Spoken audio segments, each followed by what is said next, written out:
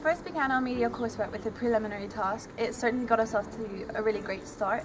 It helped us to see the basic outline to a short film by using the outline which we were given.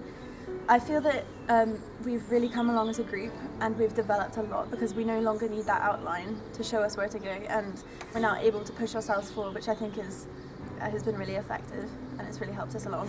Really huge improvements on our media skills since beginning the course. We've learnt how to use the different software for editing process, and we've learnt a lot about the media industry.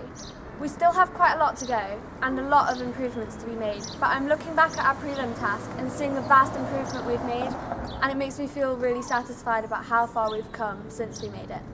Looking back at our prelim task, as a group we have definitely advanced with our media skills.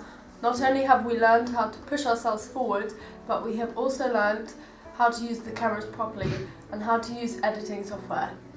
This has helped us so much because as before we wouldn't have been able to do it as well.